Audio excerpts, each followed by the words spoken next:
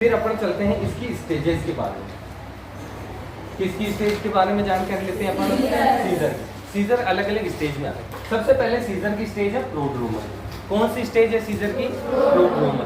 Prodromal stage का मतलब क्या होता है? ये सिम्टम आने से पहले एक दिन पहले की इवेंट होती है। प्रोड्रोमल क्या कंडीशन है? Symptom start to appear prior to big event. Seizure एक बिग इवेंट है या नहीं है? तो इससे पहले एक दिन पहले लगभग अपनी बॉडी के अंदर क्या क्या चेंजेस आते हैं, कुछ एक्टिविटी होती है क्या, वो कौन सी स्टेज कहलाती है? प्रोड्रोमल स्टेज कहलाती है। तो इस स्टेज के अंदर कौन कौन से साइन और सिम्टम जनरली देखने को मिलते हैं? साइन, पेशेंट के अंदर डिप्रेशन देखने को मिले, क्योंकि अब जब एक्टिविटी कल उसका नाश होने जा रहा है तो खुश होगा क्या वो एक दिन पहले? नहीं होगा। एंग्री, गुस्सा होगा या मजे आएंगे उसको कल की? नहीं, बस अब तो कल मेरे अंदर कंचना आने वाली है तो मैं वो गाऊंगा नाचूंगा, ऐसा करेगा क्या? बॉडी के अंदर पहले ही इवेंट आ जाती है, एंग्री हो जाए, एंग्जाइटी, बड़ा दुखी होगा, एंग्जाइटी, चिड़चिड़ापन आएगा और बहुत ज्यादा सोने में इशू होगा, या तो बहुत ज्यादा सो रहा है या नींद नहीं आ रही है उसको। ये कंडीशन अपने को देखने को मिलती है। साथ के साथ उसकी जीआईटी के अंदर भी इश्यू अपने को देखने को मिलते हैं। ये एक दिन पहले आती है। कब आती है? ये लगभग सीजर के आने से एक दिन पहले जो स्टेज आती है वो प्रोड्रोमल स्टेज आती है। दूसरी कौन सी है? ओरा स्टेज के अंदर क्या होता है? ओरा स्टेज एक ऐसी स्टेज है सीजर की जो सीजर के कुछ समय पहले आती है। जस्ट सीजर से कुछ समय पहले आती है। इस ओरा स्टेज के अंदर क्या होता है? उसको अलग अलग खुशियां आएंगी। क्या पता वो कहीं नाली की तरफ से जा रहे हैं, कहीं कुछ कचरा जल रहा है, तो उसको वहां पे अलग ही खुशबू आएगी जैसी नहीं आनी चाहिए उसको। दूसरा, उसको टेस्ट आएगा, बैठे बैठे कुछ खा नहीं रहा है तो भी उसको लगेगा संतरे की गोली दी थी क्या किसी ने, तो उसको टेस्ट आएगा। इसके बाद में क्या देखने को मिलेगा उसका? ये सारी ओरा के अंदर देखने को मिलेंगी चेंजेस, जैसे स्मेल, उसके बाद में उसको टेस्ट, उसके बाद में उसको आवाजें सुनाई देगी अजीबोगरीब। तो ये ओरा की स्टेज है। ये कब होती है? सीजर से कुछ समय पहले आती है। और सारे के सारे सीजर के अंदर ओरा स्टेज नहीं आती। जितने भी टाइप के सीजर हैं उन सब सीजर के अंदर ओरा स्टेज नहीं आती। मोस्टली ओरा आती है जीटीसीएस और फोकल सीजर के अंदर। जीटीसीएस मतलब जनरलाइज्ड टोनिक क्लोनिक सीजर और फोकल सीजर दूसरा वाला। सीजर के अपन नेक्स्ट स्टेज के बाद में अपन टाइप के बारे में डिस्कशन करेंगे कि जनरलाइज सीजर क्या होता है और फोकल सीजर क्या होता है। तो अभी यही जानकारी लेंगे अपन कि GTCS generalised tonic clonic seizure और फोकल सीजर के अंदर ही ओरा की स्टेज देखने को मिलती है। और ओरा एक वार्निंग साइन है। ओरा कौन सा साइन है? Warning sign. कोई बैठा है, बालक है, किसी को छोटा 15-20 साल का कोई बच्चा है और उसको सीजर आने की जैसी कंडीशन, वो बैठा है, घर में कुछ नहीं बन रहा, वो कह रहा मम्मी ब्रेड बल रहे हैं, वो जल रहे हैं ब्रेड, तुमने ब्रेड रखे थे क्या? तो तेरा दिमाग खराब है, कुछ नहीं हो रहा उसको, तो भी जबरदस्ती स्मेल आ रही। वो सारी की सारी कंडीशन किस में आती है? वार्निंग से। ओरा के अंदर क्या क्या देखा अपन ने? स्मेल, टेस्ट, उसको हेल्यूसिनेशन होगा, किसी के आने की, किसी के जाने की आवाज सुनाई देगी, पायलों की आवाज सुनाई दे रही उसको, तो वो सारी की सारी क्या है? Warning sign. तो अगर ऐसा वो बच्चा कहता है तो उसके घर वालों को पता हो जाना चाहिए अब आने वाली है। कौन आने वाली है? सीजर या कंचना? कंचना ही समझ लो एक प्रकार से। तो पूरी बॉडी सिवरिंग करेगी कि नहीं करेगी? शेकिंग करेगी। तो ये एक वार्निंग साइन है ओरा का। जैसे डीजावू। डीजावू का मतलब क्या है? हाँ,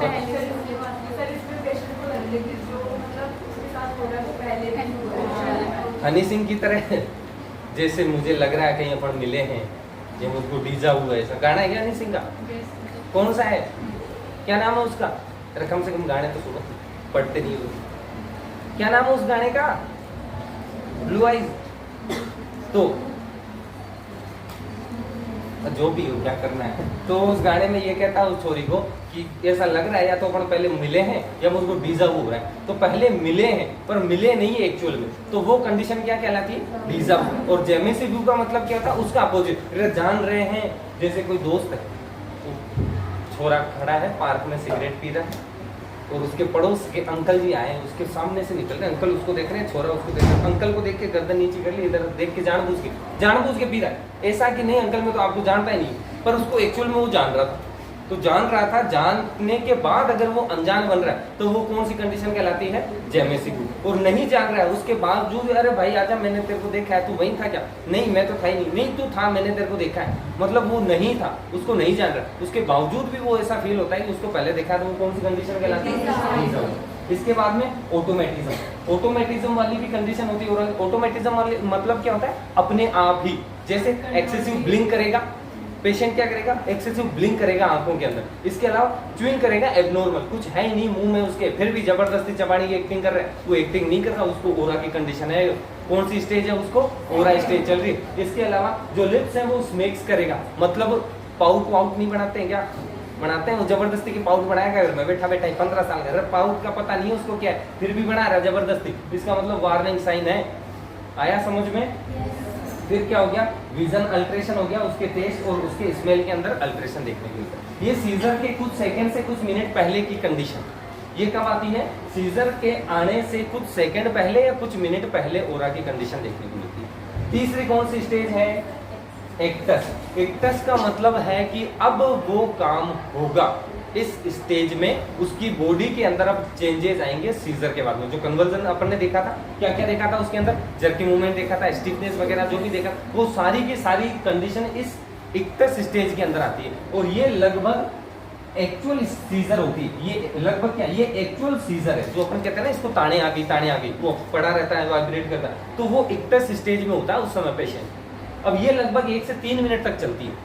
ये स्टेज कितने मिनट तक चलती है, लगभग 1 से 3 मिनट। ये भी डिपेंड करता है कौन से वाला टाइप का सीजर है, डिपेंड किस पे करती है एक्टस स्टेज, कौन से वाले टाइप का। टोनिक वाला है तो क्या पता 15-20 सेकंड के लिए, क्लोनिक वाला है तो क्या पता 20-25 सेकंड के लिए, 30 सेकंड के लिए, 1 मिनट के लिए, जीटीसीएस है तो 1 मिनट, 1.5 मिनट, 2 मिनट। अगर एक्टस वाली स्टेज 5 मिनट से ज्यादा आए पेशेंट में, मतलब उसकी बॉडी के अंदर शिवरिंग, क्लोनस टोनस की जो एक्टिविटी है वो 5 मिनट से अगर ज्यादा तक रहती है तो उसको अपन क्या कहते हैं, स्टेटस एपिलेक्टिकस कहते हैं अपन, स्टेटस एपिलेक्टिकस। और ये एक मेडिकल इमरजेंसी, कौन सी है ये इमरजेंसी, मेडिकल इमरजेंसी। इसके अंदर पेशेंट के अंदर बहुत ही सडन एबनॉर्मल चेंजेस आएंगे और डेथ होने की चांसेस रहती है पेशेंट की। क्यों, क्योंकि उस समय हो सकता है क्लोनस की एक्टिविटी है या टोनस की एक्टिविटी है, बहुत ज्यादा एक्टिविटी हो रही है, तो जब टोन बढ़ जाएगी तो बॉडी कॉन्ट्रैक्ट होगी या नहीं होगी, तो रेस्पिरेटरी मसल भी तो कॉन्ट्रैक्ट हो सकती है। जब रेस्पिरेटरी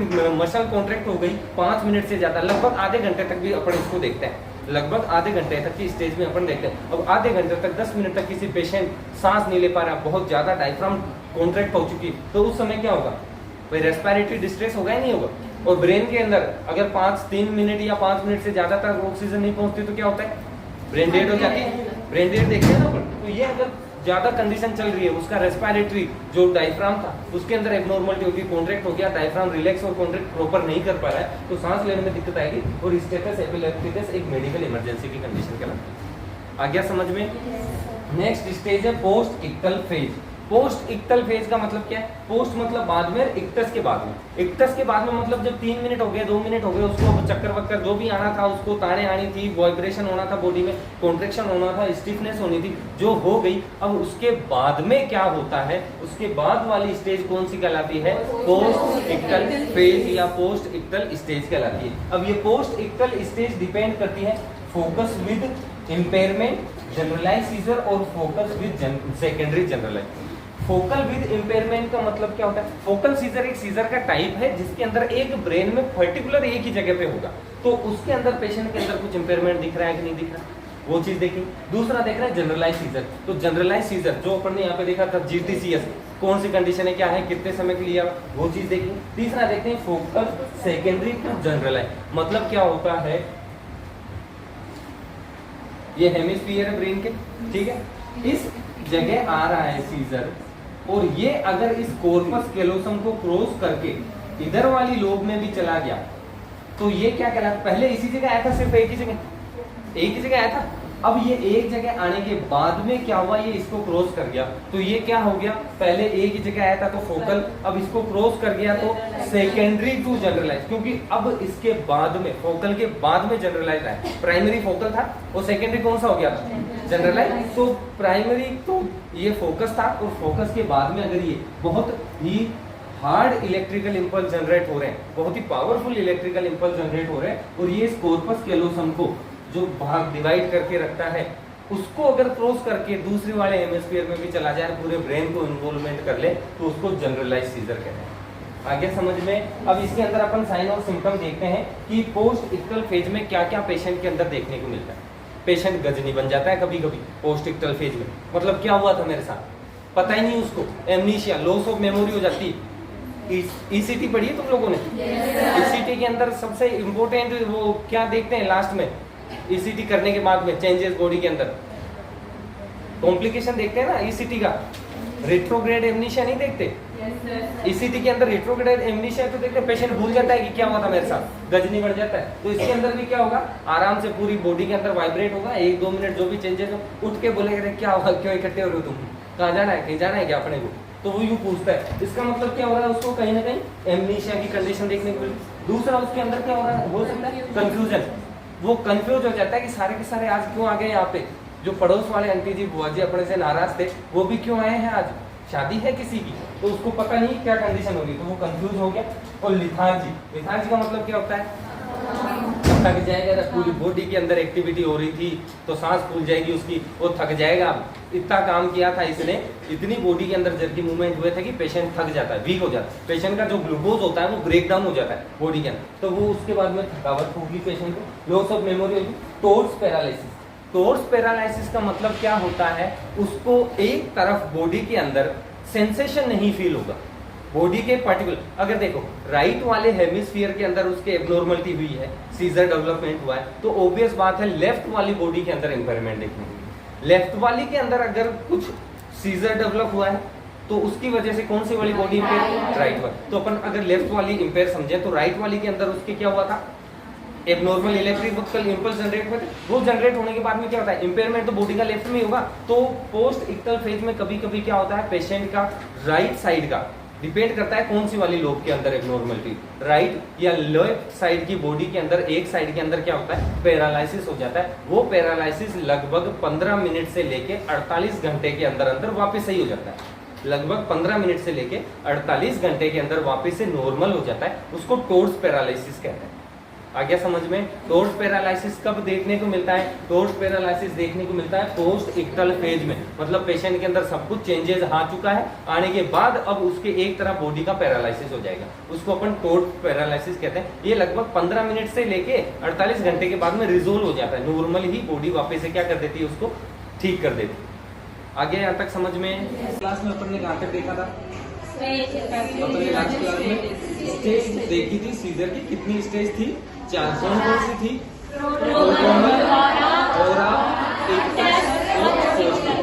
अब अपन चलते हैं सीजर के टाइप के ऊपर। तो सीजर के टाइप होते हैं जनरली 2 प्रकार, एक होता है पार्शियल या फोकल, दूसरा होता है जनरलाइज।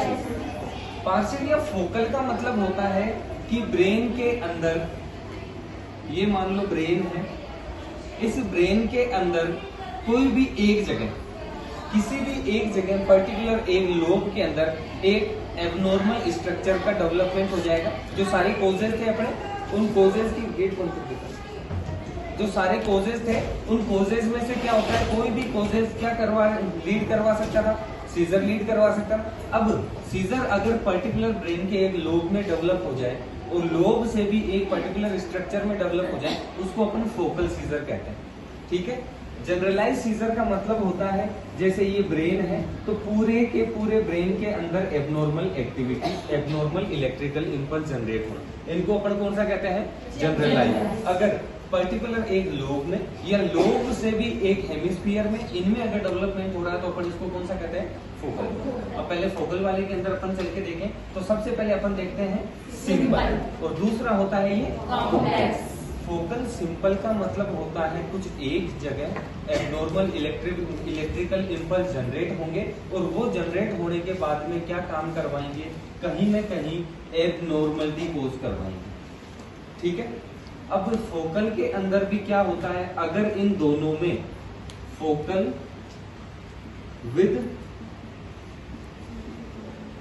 इम्पेयरमेंट और दूसरा देखते हैं फोकल विदाउट इम्पेयरमेंट। फोकल में भी कौन सी 2 कंडीशन देखते हैं अपन, फोकल में विद इम्पेयरमेंट और फोकल में विदाउट। विद इम्पेयरमेंट मतलब अगर फोकल सीजर डेवलप हुआ, मतलब पर्टिकुलर एक लोब में डेवलप हुआ, तो विद इम्पेयरमेंट के अंदर क्या देखने को मिलेगा, बॉडी के अंदर चेंजेस देखने को मिलेंगे एबनॉर्मली। और इस विद इम्पेयरमेंट के अंदर अपन देखें तो सबसे पहले अपने को देखा जाएगा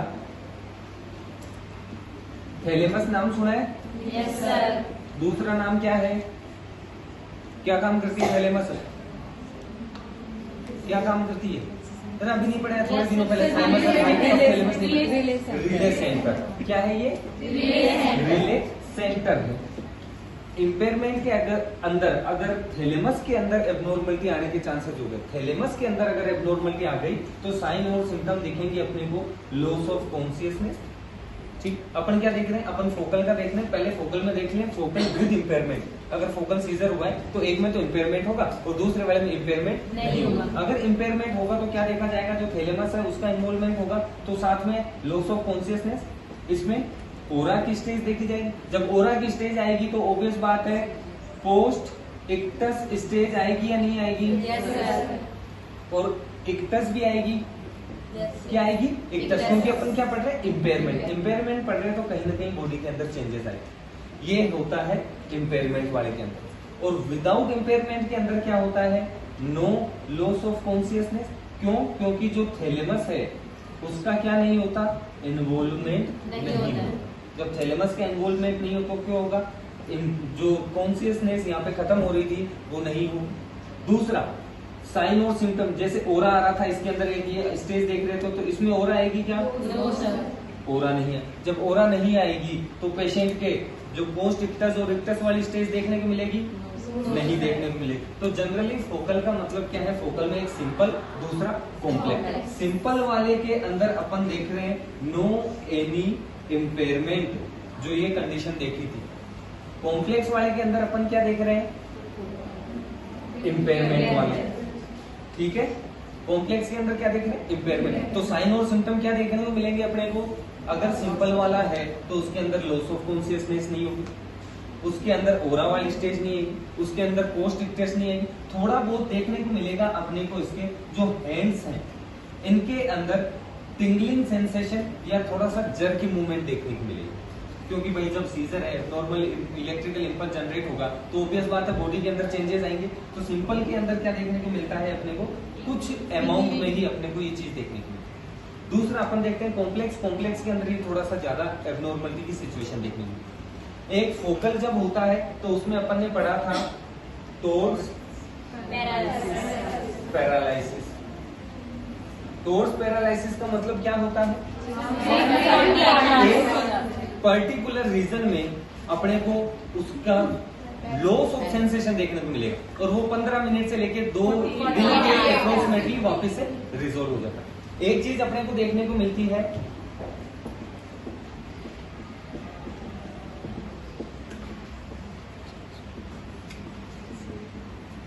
जैक्सोनियन मार्च।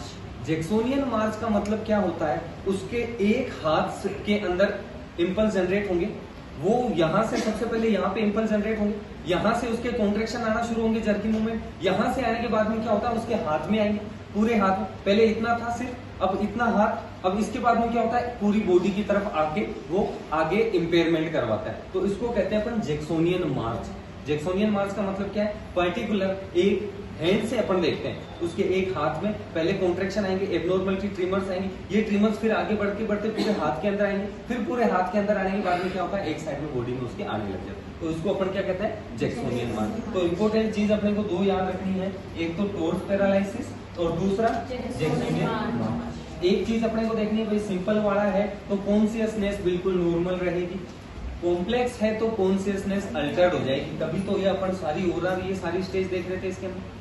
आगे यहाँ तक समझ में? अब अपन चलते हैं जनरलाइज के पास।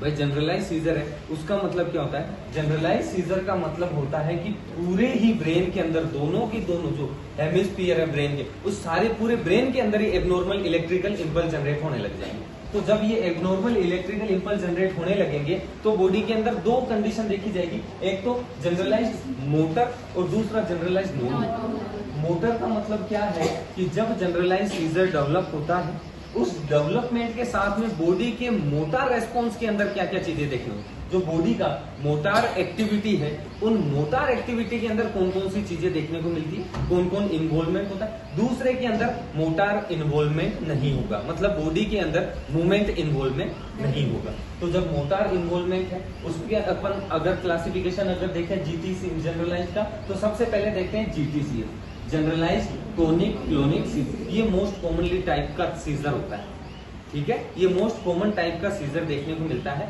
अपन ने GTCS के अंदर देखा था ना, ओरा स्टेज आ रही थी और फोकल वाले के अंदर ओरा आ रही थी। तो फोकल का जो कॉम्प्लेक्स है उसके अंदर ओरा थी, इसके अंदर सिंपल वाले के अंदर ओरा नहीं थी। दूसरा अपन ने क्या देखा था, GTCS के अंदर ओरा स्टेज देखी थी। तो GTCS है, इसका मतलब इसके अंदर ओरा स्टेज आएगी। ओरा स्टेज आएगी तो पेशेंट को पहले कुछ आभास होगा, 2-5 मिनट पहले, 10 सेकंड, 20 सेकंड पहले। फिर उसके बाद में इसमें 2 चीजें लिखी हुई, एक टोनिक और एक क्लोनिक। इस टोनिक क्लोनिक को आप साथ में देख लेते हैं अपन।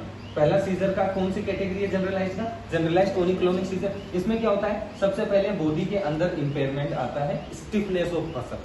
टोनिक मतलब क्या होता है, मसल की स्टिफनेस होगी, मसल कॉन्ट्रैक्ट होगी। कॉन्ट्रैक्ट होने के बाद में क्या होगा, पेशेंट के क्लींस अपनी जो है उसको क्लींस कर लेगा, दबा लेगा, अपने हाथों को यूं टाइट कर लेगा, तो पूरी बॉडी के अंदर स्टिफनेस आएगी।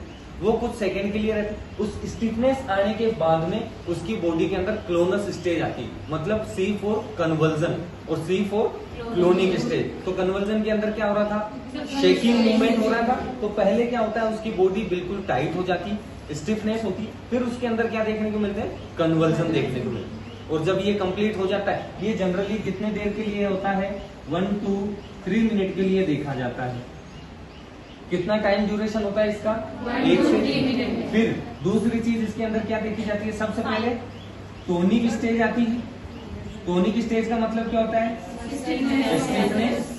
टोनिक के बाद में क्या होती है, क्लोनिक स्टेज। और क्लोनिक के अंदर क्या देखा जाता है, abnormal movement, abnormal jerky movement देखा जाता है। जब ये स्टेज खत्म हो जाएगी तो स्टेज खत्म होने के बाद में पोस्ट इक्टल फेज आएगा या नहीं आएगा। और जब पोस्ट इक्टल फेज आएगा तो पेशेंट को अपन क्या क्या कंडीशन देखते हैं, पोस्ट इक्टल फेज आता है तब कंफ्यूजन होता है, एजिटेशन, एंजाइटी, लेथार्जी और एमनीशिया, ये कुछ कंडीशन देखने को मिली। इसके साथ ही इस पेशेंट के अंदर सलाइवेशन बहुत ज्यादा होगा। क्या देखने को मिलेगा, बहुत ज्यादा सलाइवा देखने को मिलेगा। आ गया यहां तक समझ में। दूसरा देखते हैं अपन टोनिक वाला। टोनिक सीजर के अंदर क्या होता है, टोनिक जरूरी नहीं है कि यही सीजर है और जरूरी नहीं है पूरा एक सीक्वेंस है, सिर्फ टोनिसिटी भी आ सकती है पेशेंट के अंदर। कुछ नहीं हुआ, ओरा आया नहीं आया उससे कोई फर्क नहीं पड़ रहा, क्या पता पूरी बॉडी स्टिफ होगी उसकी और अपने को पता ही नहीं, क्योंकि क्या नहीं आया था उसको, ओरा नहीं आया था, पूरी बॉडी टाइट हो जाती है। इस कंडीशन में टोनिक वाले इसमें फेज में क्या होती है, लगभग ये 20 सेकंड के लिए होती है, लगभग 20 से 60 सेकंड के अप्रोक्सीमेटली चलती है। मोस्टली अपन 20 सेकंड ही देखते हैं, ठीक है। पूरी बॉडी क्या हो जाएगी, स्टिफ हो जाएगी। भाई टोनिक देखेंगे तो स्टिफ होगी या नहीं होगी। दूसरा अपन देखते हैं, तीसरा कैटेगरी जनरलाइज सीजर के अंदर जो मोटार इंपेयरमेंट होते हैं उनके अकॉर्डिंग, पहला GTCS generalise tonic clonic seizure, इसमें दोनों ही एबनॉर्मल जर्की मूवमेंट भी आएंगे और स्टिफनेस भी आएगी। इसके अंदर सिर्फ और सिर्फ जर्की मूवमेंट नहीं आके क्या आएंगे, सिर्फ बॉडी स्टिफ हो जाएगी। इसके अंदर बॉडी स्टिफ नहीं होगी, बॉडी के अंदर जर्की मूवमेंट आएंगे, ये कन्वर्जन मूवमेंट। तो ये लगभग 30 से 60 सेकंड के लिए रहता है।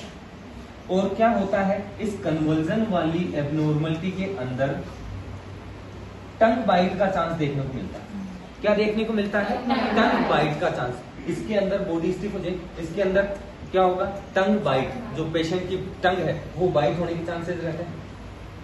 नेक्स्ट है एटोनिक। एटोनिक सीजर का मतलब क्या है, एटोनिक का मतलब क्या होगा, डिक्रीज मसल। इस चीज के अंदर ध्यान रखना एक चीज, टोनिक में क्या होता है, जब स्टिफनेस होती है, जब स्टिफनेस होती है तो पेशेंट पीछे की तरफ गिरता है, क्योंकि नॉर्मल चल रहा था और आया, उसको कुछ सुनाई दिया, बिल्कुल वो टाइट होता है। टाइट होने के बाद में क्या होता है, वो फॉल बैकवर्ड, कहां गिरेगा,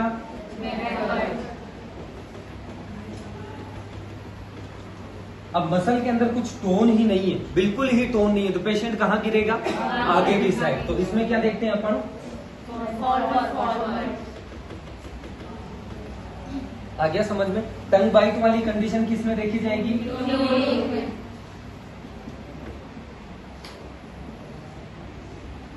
ठीक है। नेक्स्ट अपन चलते हैं मायोक्लोनिक। मायोक्लोनिक का मतलब होता है, मायो मतलब मसल और क्लोनिक का मतलब कॉन्ट्रैक्शन या जर्की मूवमेंट।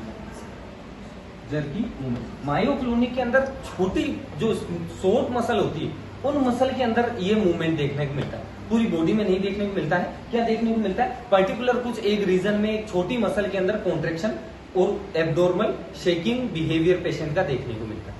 आ गया समझ में?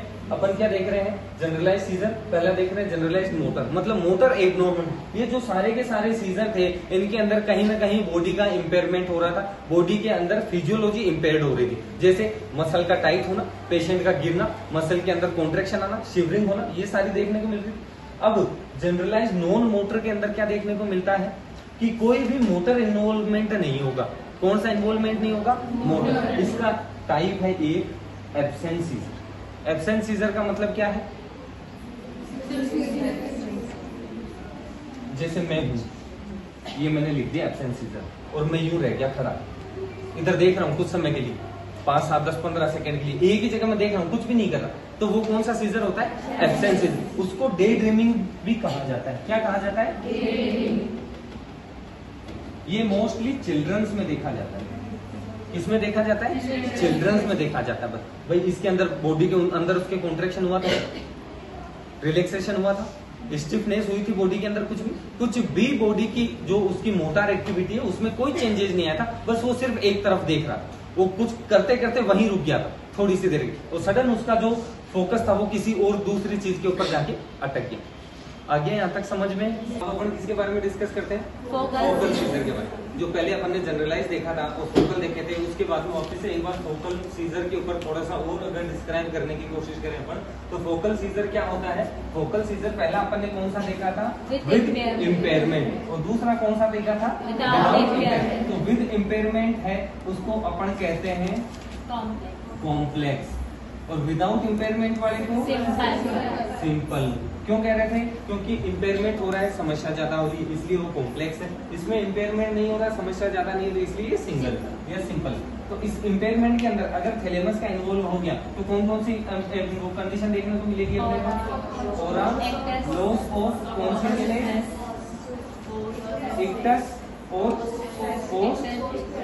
इक्टस स्टेज देखने को मिलेगी। इसके अंदर नो क्या क्या चीज? ओरा, दूसरा नो लॉस ऑफ कॉन्शियस और नो इक्टस, ये चीज देखने को मिलेगी। ठीक है, इस वाली सिचुएशन के अंदर अपने को टोर्ड्स पैरालिसिस देखने को मिलेगा, क्योंकि थोड़ा सा इन्वॉल्वमेंट हो रहा था, सिंपल वाले में इतना इन्वॉल्वमेंट नहीं हो रहा, तो ये चीज देखने। अब आगे चले अपन, तो अगर फोकल सीजर किसी ब्रेन की पर्टिकुलर लोब में या एक पर्टिकुलर हिस्से में अगर जनरेट होता है, तो कौन कौन से मोटर चेंजेस करवा सकता है? किसी लोब में, सेंसरी एरिया वाली लोब में अगर वो डेवलपमेंट हुआ तो वो सेंसरी इंपेयरमेंट करवा सकता है, या एएनएस या साइकोलॉजिकल कुछ इंपेयरमेंट आ सकते हैं। वो डिपेंड करता है कि लोब के कौन से के अंदर हुआ है। ये अपन अगर लोब जानने की कोशिश करें, ये क्या है? एंटीरियर व्यू है, ये पोस्टीरियर व्यू है, ये अपन देखें ये फ्रंट का है। तो फ्रंट में कौन सी लोब होती है? Frontal lobe. ब्रेन की कौन सी लोब है?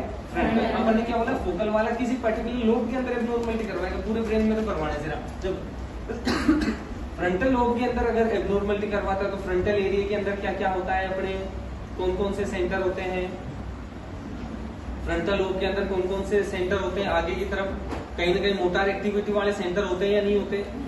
जिससे अपन क्या क्या काम हो रहा था? ग्लूटामेट, गाबा का सिक्रेशन हो रहा था, अपन देख रहे थे। पोस्ट गैंग्लियोनिक फाइबर, वो फाइबर सारे आ रहे थे, तो उसकी वजह से क्या देखने को मिलता है? मोटर एब्नॉर्मलिटी देखने को मिलती है। अगर फोकल वाले ये एंटीरियर लोब में, अगर फ्रंटल लोब में डेवलप हो गया फोकल, तो क्या होगा? एटोनिक, वही वापस से मसल के अंदर, बॉडी के अंदर टोन नहीं हो पाएगी, ये भी मोटर रिलेटेड है। टोनिक मतलब एक्सेसिव टोन हो जाएगी, स्टिफनेस देखने को मिलेगी। क्लोनिक मतलब जर्की मूवमेंट देखने को मिलेंगे। मायोक्लोनिक मतलब कुछ छोटे से एरिया के अंदर जर्की मूवमेंट। और जैक्सोनियन मार्च का मतलब क्या होता है? इस साइड से स्टार्ट होके वापस से इस तरफ जाएगा। ये सारे के सारे अगर फोकल मोटर एब्नॉर्मलिटी हो रही है या मोटर एरिया में फोकल का डेवलपमेंट हो रहा है, तो ये मोटर चेंजेस देखने को मिलेंगे। अगर फोकल का सेंसरी एरिया के अंदर डेवलपमेंट हो रहा है, ऐसी लोग जो सेंस के लिए रेस्पॉन्सिबल होती है, जनरली अपन जो कान के पास में है, मतलब टेम्पोरल, जनरली जो टेम्पोरल लोब होती है, यहाँ पे अपने 2-3 सेंस के सेंटर होते हैं। ठीक है, कौन कौन सा होता है? कान के पास में पहला तो कान का ही है। कान के पास में जो टेम्पोरल लोब है, पहला कौन सा है? ऑडिटरी, भाई सुनने के लिए रेस्पॉन्सिबल है या नहीं, तो उसको क्या देखने को मिल सकता है, पहला अपन देखें लोग के अकॉर्डिंग तो ऑडिटरी हेलुसिनेशन देखने को मिल सकती है। दूसरा विजुअल, अगर पोस्टीरियर लोब के अंदर आ गया तो ये भी तो सेंसरी इन्वॉल्वमेंट होगा या नहीं होगा, अपन सेंसरी इन्वॉल्वमेंट पढ़ रहे, क्या पता पोस्टीरियर में हो गया तो क्या होगा, विजुअल। गेस्टेटरी मतलब ये भी टेम्पोरल लोब के अंदर होता है, अपना टेस्ट का, सेंसेशन का।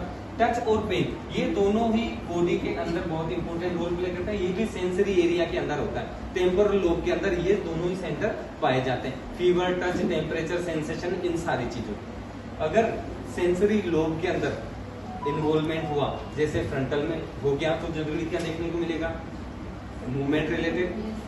टेम्पोरल, पेराइटल और ओसिपिटल में होता है तो अपन को ये चीजें सेंस से रिलेटेड उसकी एब्नॉर्मलिटी देखने को मिलती है। तीसरी अपन देख रहे हैं फोकस डेवलपमेंट, एएनएस और साइकोलॉजिकल। एएनएस मतलब ऑटोनोमिक नर्वस सिस्टम, कितने प्रकार का होता है, somatic and autonomic. Somatic, autonomic मतलब वो कौन कौन सा, सिंपैथेटिक, पैरासिम्पैथेटिक। तो सिंपैथेटिक और पैरासिम्पैथेटिक अगर इन्वॉल्वमेंट हो गया तो क्या, सिंपैथेटिक अगर हुआ तो सारी चीजें सुपर हो जाएगी, एज पर सिंपैथेटिक और एज पर सुपर, मतलब हार्ट रेट सुपर हो जाएगी, बढ़ जाएगी, बीपी सुपर हो जाएगी, बढ़ जाएगी, रेस्पिरेटरी रेट सुपर हो जाएगी, बढ़ जाएगी, तो ये सारी चीजें हो सकती है। दूसरा सलाइवेशन मतलब पैरासिम्पैथेटिक इन्वॉल्वेशन, जब पैरासिम्पैथेटिक इन्वॉल्वेशन होता है तो बॉडी के सिक्रेशंस बढ़ जाते हैं, जैसे सलाइवेशन, इसके अलावा बॉडी के सिक्रेशन, यूरिनेशन, इसके अलावा डायरिया। पेशेंट को ये सारी कंडीशन देखने को मिल सकती है, क्योंकि ये दोनों कब देखने को मिलता है, ये दोनों उसके जो स्पिंटर होते हैं उनका स्पिंटर का रिलैक्सेशन हो जाता है। जब रिलैक्सेशन होता है टोनिक और क्लोनिक वाली स्टेज में, तो ये दोनों सिचुएशन पेशेंट के अंदर देखने को मिलती है। आ गया समझ में। डिजावू, इमोशनल, ये अपने को देखने को मिलेंगे क्योंकि साइकोलॉजिकल इंपॉर्टेंट होगा तो उसको डिजावू होगा, जो नहीं जान रहा है उसको भी कोशिश, और इमोशनल चेंजेस हो, थोड़ा रोने लग जाएगा, इमोशनली हो जाएगा कि क्या हो गया क्या नहीं हुआ, उस सारी चीजों के अंदर। आ गया समझ में। ये अगर फोकल सीजर देखते हैं, मोटार कौन कौन से चेंजेस होते हैं फोकल में, फोकल के सेंसरी कौन से होते हैं, और एनएस और इनके अगर क्या हो। आ गया समझ में।